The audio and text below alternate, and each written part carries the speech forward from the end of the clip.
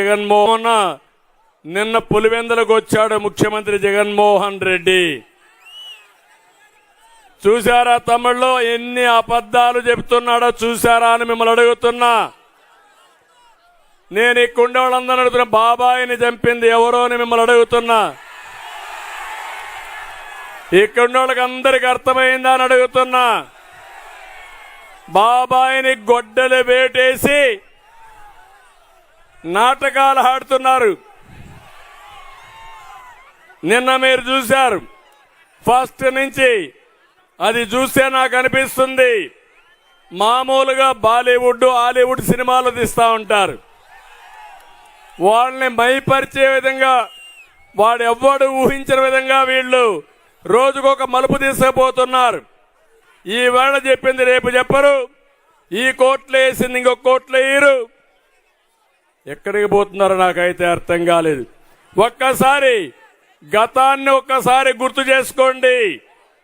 2019 మార్చి 15వ తేదీన చనిపోయిన రోజున సాక్షి టీవీలో వేసింది ఏమేసారు తమ్ముళ్ళు, జ్ఞాపకం ఉందా? గుండెపోటు. జ్ఞాపకం ఉందా? ఇది తర్వాత గుండెపోటు కాదు, రక్తపు వాంతులు. ఆ తర్వాత గొడ్డలి దారుణ హత్య.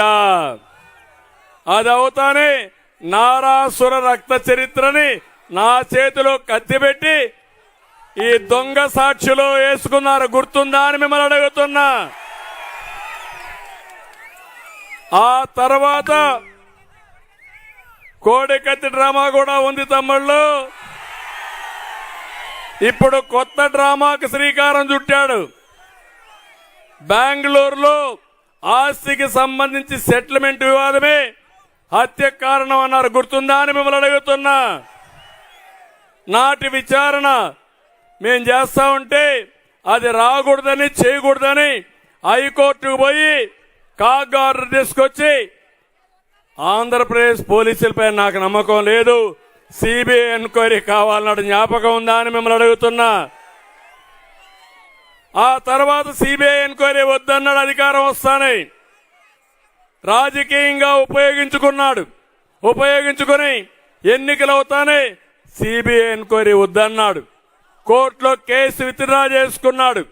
ఆయన కూతురు అడిగింది, జగనన్న నిన్ను నమ్మి మోసపోయా, మా తండ్రిని ఎవరు చంపారో బయట దేవుడు నా బాధ్యత, నేను బతికినా పర్వాలేదు చనిపోయినా పర్వాలేదు, కన్న తండ్రి రుణం తీర్చుకోవాలి, ఆయన మనసు శాంతి రావాలి, శాంతి కలగాలి అని పోరాటం మొదలుపెట్టింది కన్న చెల్లెలు.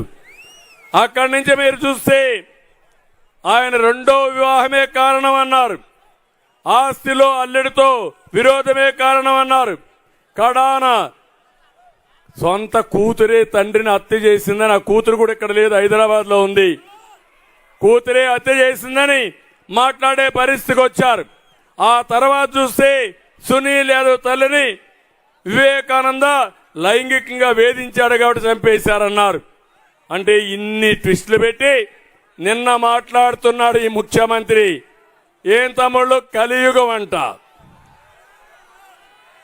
కలియుగంలో పాపం బాబాయిని ఎవరో చంపేసి ఆయన మీద కేసు పెట్టేశారంట. ఏంటి, మీరేమన్నా చంపారా? సింగనమల్లో ఎవరన్నా పోయి చంపే వచ్చారా అని మిమ్మల్ని అడుగుతున్నా. అంటే ఇప్పుడు ఆయన చెల్లెల్ని, ఇద్దరు చెల్లెలు నేను మేనేజ్ చేశానంట. గొప్పోడే కదా. అదే మరి అన్ని రాజకీయ పార్టీలు నేనే మేనేజ్ చేస్తున్నానంట. కాంగ్రెస్ ని, బీజేపీని, జనసేనని, కమ్యూనిస్టుల్ని ఆయన ఒంటరివాడంట. నేను ఒక విషయం మిమ్మల్ని అడుగుతున్నా. ఇప్పుడు సింగనమల్లో ఎవరైనా ఒక పిచ్చోడు వస్తాడు, లేకపోతే దొంగ వస్తాడు. దొంగ వస్తే ఎవరైనా పట్టుకోబోతే దొంగ వచ్చాడంటే అందరూ మీరేం చేస్తారు? ఊరంతా ఒకటైపి ఇంటికి ఒక కర్ర ఎత్తుకొని బయటికి పరిగెత్తారా లేదా? ఆ దొంగను తరివేసే పరిస్థితి వస్తుందా లేదా? ఒక పిచ్చి కుక్క మీ ఊరికి వస్తుంది, కరుస్తా ఉంటుంది. ఆ పిచ్చి కుక్కను ఏం చేస్తారు మీరంతా? ఏం చేస్తారు మీరంతా? తరముతారా లేదా? అదే మరి రాష్ట్రానికి పట్టిన శనిగ్రహం ఈ జగన్మోహన్ రెడ్డి వదిలించుకోవడం ప్రతి ఒక్కరి బాధ్యత అని మీ అందరికి విజ్ఞప్తి చేస్తున్నా. ఒంటరి వాడు కాదు, ఒక అహంకారి, రాష్ట్రాన్ని సర్వనాశనం చేయడానికి కంకణం కట్టుకున్న వ్యక్తి, మన కష్టాలకు కారణం, అందరినీ వేధించి మానసిక ఆనందం పొందిన ఒక మానసిక రోగి ఈ జగన్మోహన్ రెడ్డి అని చెప్పి కూడా నేను మీకు తెలియజేస్తున్నా. ఒక మాట అంటున్నాడు, ఈరోజు మీరు చూస్తే 50 నెలలు అయ్యింది, అందరి గుండెల్లో ఉన్నానంటున్నాడు. ఉన్నాడా గుండెల్లో? ఉంటాడా గుండెల్లో? నేను ఒకటే చెప్తాను, నువ్వేదో గుర్తొస్తుందని చెప్తున్నావు. నువ్వెట్ట గుర్తిస్తావా తెలుసంటే, దారుణమైన రోడ్లు చూస్తే జగన్మోహన్ రెడ్డి గుర్తొస్తాడు. అవునా కాదా? గేట్లు కొట్టుకుపోయిన నీటి ప్రాజెక్టులు చూస్తే గుర్తొచ్చేది ఎవరు గుర్తొస్తారు?